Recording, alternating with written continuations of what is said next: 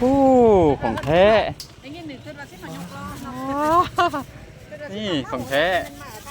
สบายดีทุกคนวันนี้พอดีมีโอกาสดีได้มาดองฝั่งปักไล่นี่แล้ววันนี้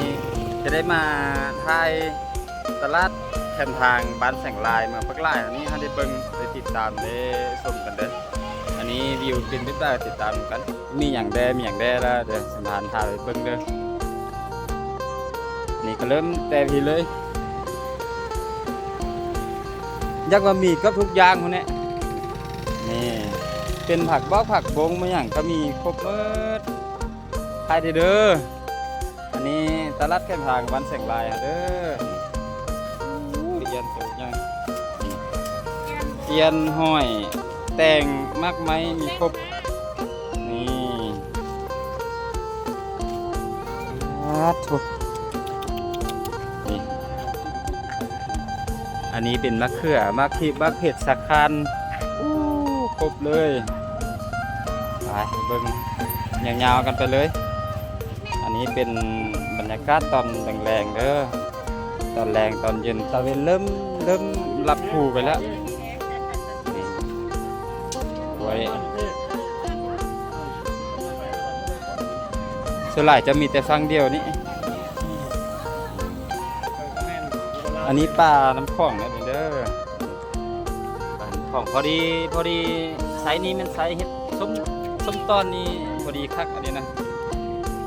ไซส์ส้มตอนนี่อันนี้มีทั้งน้อยมีทั้งใหญ่นี่ส้มตอนนะคักเนาะส้มตอนหาเองเนอะอันนี้หาเองมาขายเองเลยนี่นะขายให้พี่ให้น้องได้เบิ่งกันได้เห็นนำกันไก่ก็มีใบปีมีอย่างมีครบพูดอย่างใกล้ไปคนนี้เบิ่งยาวๆไปเลยอันนี้ยักษ์มาไทยยักษ์มานั้นให้หลายๆคนได้เห็นเหิงแล้วแต่ว่าบ่มีโอกาสได้มาวันนี้มีโอกาสได้มาดองก็เลยได้มาไทยให้หลายคนได้เห็นนี่เครื่องแกงนี่นะเห็ดสนุนเห็ดนั้นอันนี้ผักอีแงะอันนี้นะแกงหน่อไม้สแกงหน่อไม้นี่อุ้ยสุดยอดเลยอันนี้ออร์แกนิกล้วนเด้อนี่เด้อผักนี่นะนี่ออร์แกนิกบ่ได้ใส่สารเคมีอย่างเนาะผักธรรมชาติบางทีโอ้ยังไกลอันนี้คนก็เริ่มส่วนหลายก็เอาไปซื้อไปได้แล้วห้องไปห้องมานี่ก็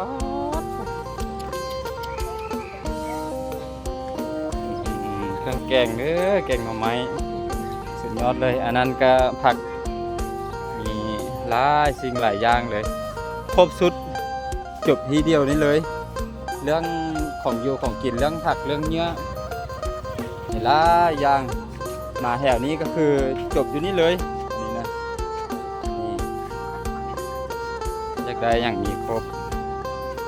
แต่โอ้อย่างอีกไก่อย่างอีกยาวอีกไก่เลยเป็นปูปลาหน้านำกุ้งหอยปูปลามันอย่างมีครบเลยอันนี้ตลาดแสงลายเด้อตลาดแคมทางยามแรงๆยามเย็นๆนี่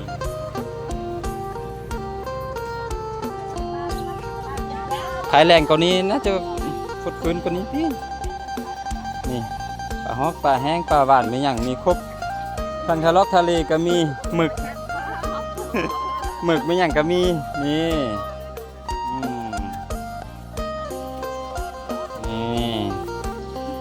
ไว้มารีวิวให้เห็นหลายเฮือแล้วมีโอกาสมีเวลาได้มา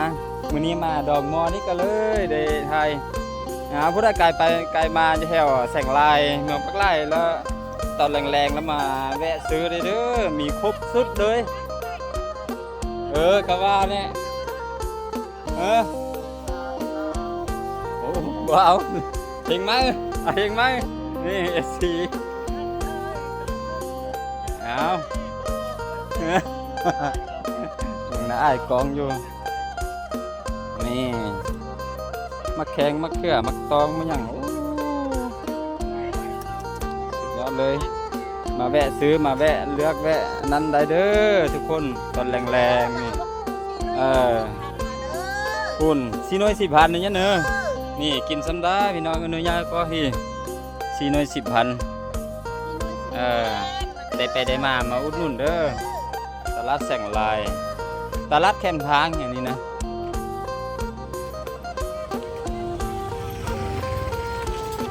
ปัดทู่ของแท้นี่ของแท้นี่รีวิวฮะแท็กไปให้มาเห็นตลาดตอนแรงแสงลายเขามันมีอย่างแด้เพื่อเขาเห็นเขาจะได้มาซื้อแมนคนนี่นะโอ้ยเป็นแต่แซ่บเลยอันนั้นงูอย่างเงี้ยสิงร้อยตัวใหญ่นี่งูเหลื่อมเนาะครบสุดเด้อทุกคนนี่ป่าก็เฮ้ยยังก็เอิญนะ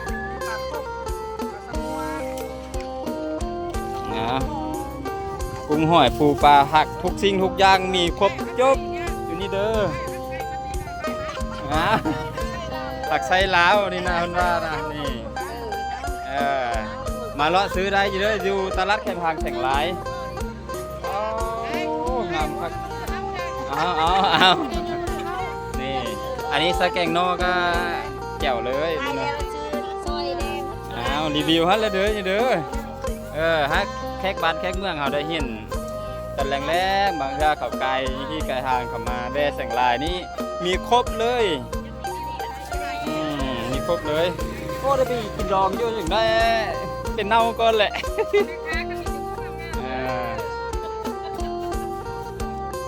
ตลาดแคมทางนี่คนว่าเห็นตัวจริงแล้วก็จะเด้อนี่กายของเพิ่นนี่ก็ได้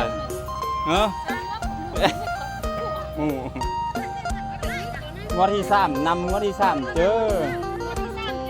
นี่อันนี้เพิ่นก็ติดตามคลิปอันหมูออกลูกใครคือสร้างลงนอนเป็นตาแซ่บแจ่วส้มกับคักๆนี่วินไม้เผาพร้อมวิผูกโคมเนี่ยหมกนิวแลนด์ดีหรอวะนำทันอยู่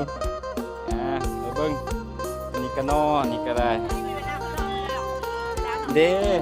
ดองไข่เด้ดองบ่ไอเวียงเป็นนั่นเหี้ยวพี่น้องเด้สุดกับเนี้ยเนาะเนื้อก็ยังยังหลายเด้อคนหยอให้ย่างไปเดินเป่าแล้วเหี้ยวดุกเดือเนาะเนี่ยเนาะนี่ดุกเดือเนี่ยมีครบเลยเด้อทุกคนมีครบนี่เพิ่นว่ายังอยู่หุ่นก็มีแต่ว่าบ่ไปแล้วไกลแล้วนี่อาจจะจบแต่เท่านี้ถือว่ามีทุกสิ่งทุกอย่างครบอยู่ตลาดนี่เลยเด้อคันถ้าผู้ใดก็ไกลไปไกลมาก็มาแวะเบิ่งแวะชมมาแวะซื้อได้อันนี้คือกับข้าวกับน้ำเฮาตอนแรงบ่มีจนนี้คือว่าบ่ได้กินเมื่อเช้าบ่มาขายสิขายแต่มื้อแรงเนาะอันนี้จะเป็นตลาดแรงตลาดแคมทางตลาดแรงตลาดแสงลายเด้อตลาดแคมทางแสงลายเด้อนี่เด้อมีครบ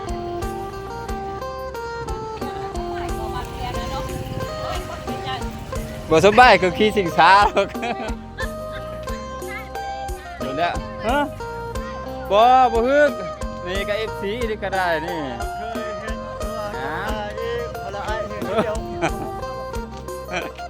ห้องมันจบห้องมันสุดแล้ว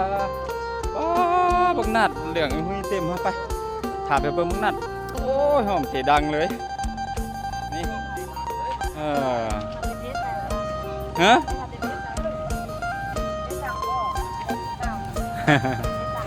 สมพาน LS เบิ่งอ่ะเด้อนี่โอ้เรื่องดีครับมาแต่ทางใดขนาดเนี้ยขนาดเมืองเพียงเด้อนี่เด้อนี่โอ้ยเรื่องงามดีครับหอมก็หอมทุกคนได้มาประจำอยู่ที่บ่ประจำอยู่ตลาดอันเสียงหลายนี่ตลอดอยู่อันนี้เขาได้ไกลไปไกลมาก็มาแวะซื้อแวะอุดหนุนเด้อไปติดตามเบิ่งสมพาน LS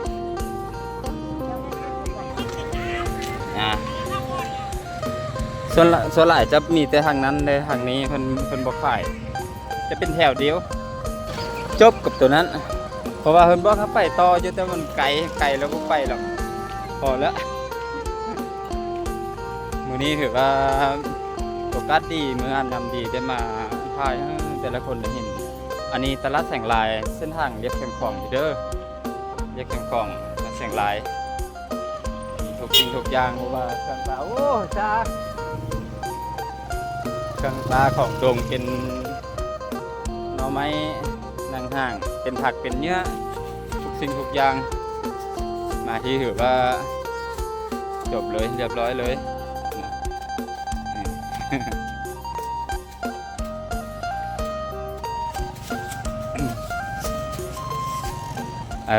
จบแต่เท่านี้